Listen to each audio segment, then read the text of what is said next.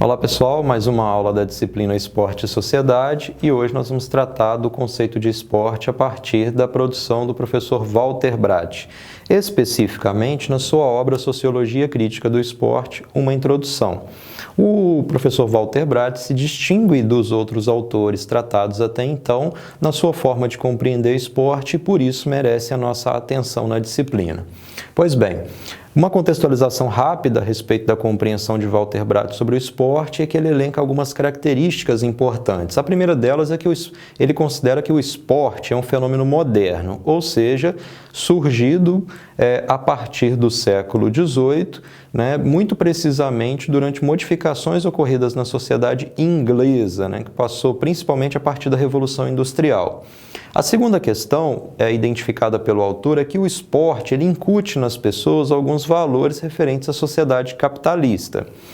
Por último, o esporte, segundo o autor, o esporte de rendimento, ele acaba servindo de modelo para as demais práticas esportivas existentes na sociedade.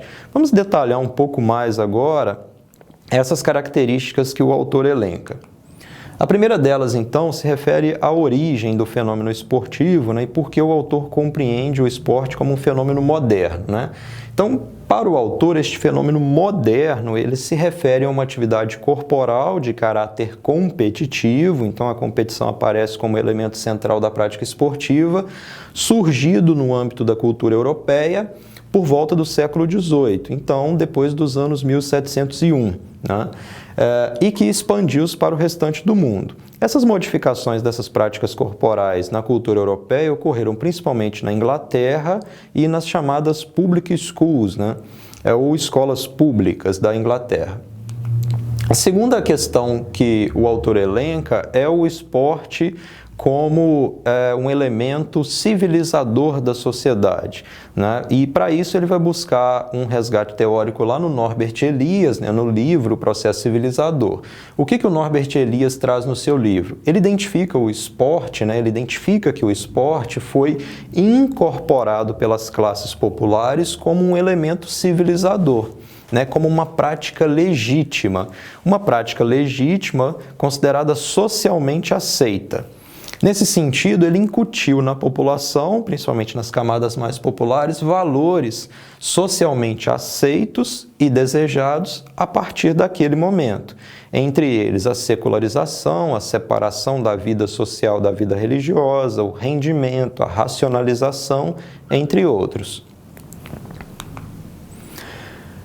O Brath, diferentemente do Manuel José Gomes Tubino, e aqui está a principal diferença e uma crítica direta do professor Brath à produção teórica de Tubino, é que ele entende que o esporte existe sobre duas manifestações específicas. Uma, o esporte de alto rendimento, ou espetáculo, o autor coloca o esporte de alto rendimento como sinônimo de espetáculo, e a segunda, o esporte enquanto atividade de lazer.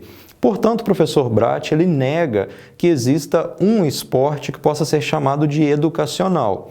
Para ele, não é o fato de existir uma prática esportiva dentro da escola que faz dela um tipo diferente de esporte. Nesse sentido, o autor acredita que toda prática esportiva é, de alguma maneira, educacional e que esse sentido educacional pode até divergir daquele no qual nós acreditamos. Por último, quando o autor vai caracterizar um pouco o esporte de rendimento, o espetáculo, enquanto ele chama, como ele chama, ele se refere ao esporte espetáculo com uma característica central, que é a mercadorização. Então, o fenômeno esportivo, a cultura sendo comercializada na forma de mercadoria. Nesse sentido, ele resgata de Hegel, 1986, com algumas características importantes a respeito desse esporte enquanto mercadoria.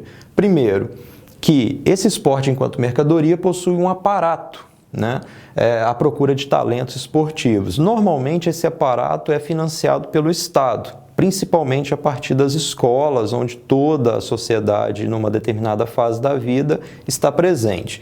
Segundo, possui um pequeno número de atletas, que possuem o esporte como principal forma de ocupação. Então, diferentes práticas esportivas estão em diferentes níveis de profissionalização.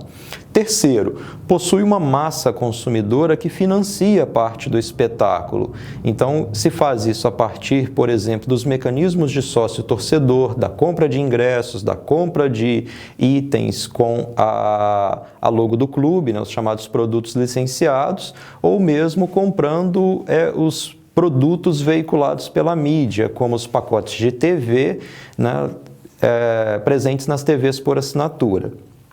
Quarto, os meios de comunicação, eles são organizadores do espetáculo esportivo.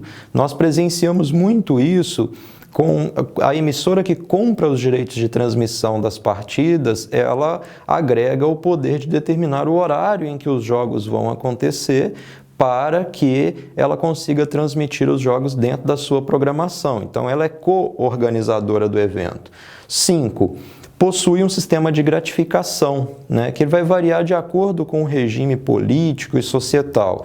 Então, no Brasil, por exemplo, se tem uma ideia de que o atleta é muito bem remunerado. Na Europa, tem um sistema político-societal que permite uma remuneração maior a estes atletas. No sistema político-societal presente em Cuba, por exemplo, os atletas não recebem uma remuneração significativa tal qual no Brasil ou na Europa. Nesse sentido, o esporte, enquanto atividade de lazer, ele é diretamente influenciado pelo esporte de alto rendimento. Então, o esporte de alto rendimento, em linhas gerais, ele vai fornecer um modelo para a atividade de esporte enquanto atividade de lazer. É só nós pegarmos, por exemplo, um campeonato municipal de futebol que acontece na nossa grande região.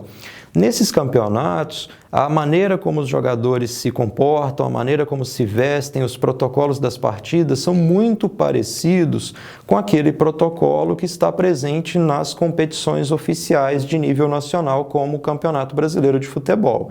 Até mesmo os rituais dos jogadores, seja se benzer antes de entrar no campo, seja fazer a oração antes das partidas, seja agradecer depois de um gol.